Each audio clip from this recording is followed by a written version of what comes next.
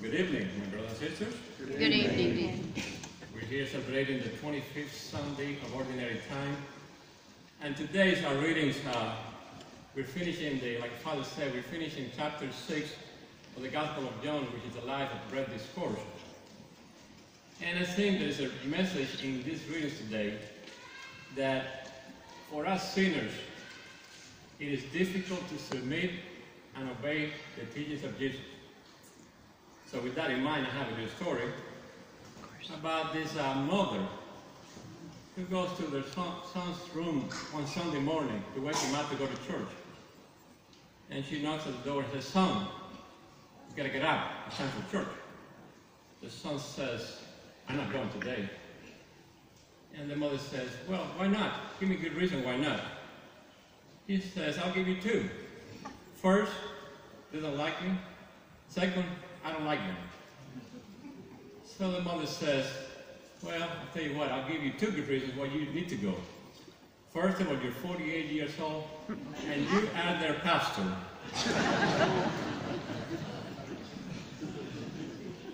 I say that today the readings can be summarized by the following sentence. This saying is hard. Who can accept it? This seems to be the thread that connects our readings this evening. This statement of the hard saying of Jesus is in a reading from chapter 6 of the Gospel of John, which tells us about the teachings of the Eucharist.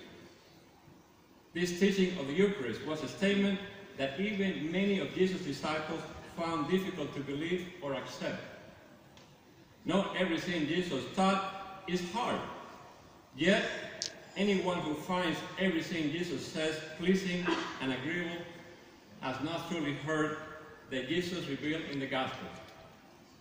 Jesus was a man rejected by his own people, who in the end insisted in his crucifixion. He was not one who simply told people what they wanted to hear. More than once people took offense what Jesus said, whether it was the townspeople in Nazareth saying, "Where did this man get all this?" or the Pharisees challenged by Jesus' indictment that they nullified the law with their traditions. His own disciples had trouble accepting Jesus' teachings on divorce, or believing how hard it is for a rich man to enter the kingdom of heaven. And like this, we can find many other examples. The truth of the gospel is confirmed in that the hardness of Jesus' teachings has not gone away, since believers in many generations after the apostles continue to object to what Jesus taught. And these objections continue all the way up to today. We need to examine our own willingness to accept all that Jesus says, from the comforting to the challenging, from those things that we agree with to those things that we may disagree with. Our own response to a hard saying of Jesus reveals a lot about us. I think it reveals the strength of our faith and our willingness to fully submit to Christ's authority in everything he teaches. This is a problem today as it was back in Jesus' days. This is one reason that I'm always harping about the importance to obey the church teachings, because ultimately they come from Jesus' authority. In today's gospel, Jesus described the disciples who find his teachings hard as those who would not believe. The hard saying here is, "For my flesh is true food and my blood true drink. Whoever eats my flesh and drinks my blood remains in me and I in him." Now these words were hard for them, and they're hard for us today as well. The meaning of these words are difficult to accept, and many Christians reduce them to mere symbolism. The number of Christians who reject the plain meaning of these words are not few, including Catholics who regard the Eucharist as a symbol, just like many of our brothers, Protestants and sisters. Some Christians even use the two following sentences from the Gospel reading to justify their belief that Jesus was speaking metaphorically. This is the sentences that they use. "It is the Spirit that gives life, the flesh is of no avail." The words I have spoken to you are spirit and life. First, they interpret Jesus as referring to his own flesh as not being of no avail in giving life. Therefore, it's not what Jesus wants us to eat. Secondly, they have Jesus implying that the words he has spoken have a spiritual, not a literal sense. Not only does this interpretation directly contradict Jesus' spirit, it was his body who was nailed to the cross, and by his blood our sins have been forgiven. If even his saliva mixed with the dirt could heal blindness, who would dare to say that Jesus' flesh is powerless? When Jesus said earlier in this chapter, "Whoever eats this bread will live forever, and the bread that I will give is my flesh for the life of the world," that is precisely what he meant. It becomes obvious by reading the following verse that it was also what his followers understood as well, and they disputed among themselves, asking, "How can this man give us his flesh to eat?" Jesus, when he saw them arguing among themselves, reinforced the teaching and did not deny it. He never said, "I'm speaking only symbolic," or "I'm speaking of a spiritual presence." Instead, Christ even used the realistic expression, "trogein," which means that's a Greek word for to chew like an animal, the food. Early on, he had used the word to eat, which is phagein. So he reinforced the teaching when they asked him, when they questioned him. He said, "You must chew like animals chew." When we later see that many of his disciples would no longer follow him, since they could not accept such teaching, Jesus let many of the followers leave without any further explanation, and even asked the apostles if they were going to leave as well. He did all that because this teaching was the truth. There was nothing symbolic about it.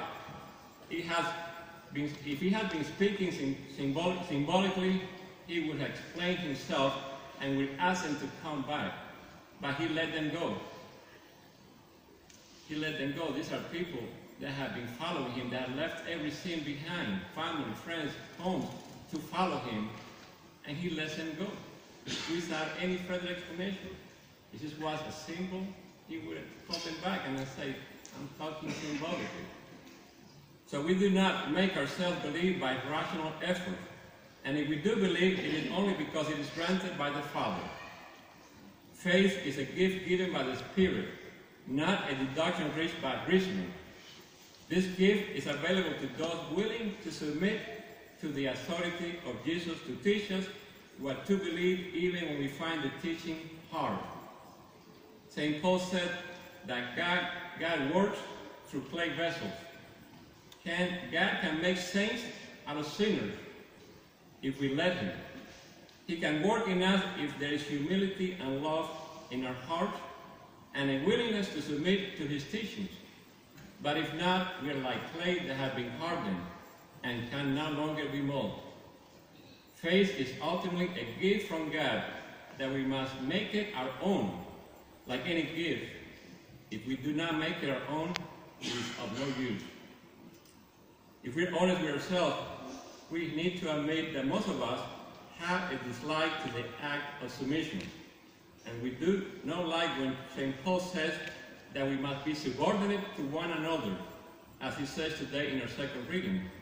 Also, I think that we will probably find very hard to find many women today in a secular world that are willing to submit to their husband, and that happens even included inside the church.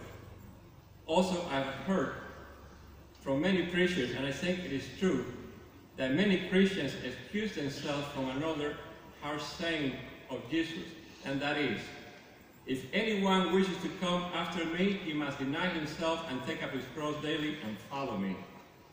We do not want to deny ourselves and carry our cross and follow Jesus daily. Far more than a symbol can signify, the Eucharist, as a memorial of Christ's suffering and death, contains the mystery of his very humble and loving submission to the Father's will, which demonstrates his love for us. As such, the Eucharist is a medicine our stiff necks and hard hearts, if only we're willing to accept Jesus' word on it. The Eucharist is a medicine our souls need to be able to submit to Jesus' teaching, to grow in humility and in love. Gratefully, this gospel ends with an act of faith and submission to Jesus' word by Peter and the apostles. You have the word of eternal life. We have come to believe and are convinced that you are the Holy One of God.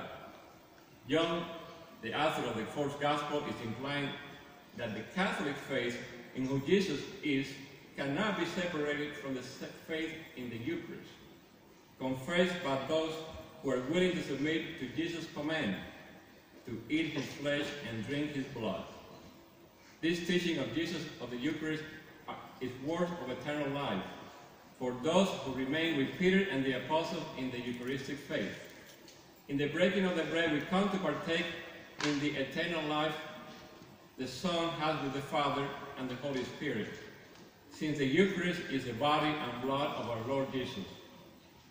This may be a hard saying, and it may be hard to accept, but it's also the truth, since it's what Jesus told us today in our gospel reading. May God bless you.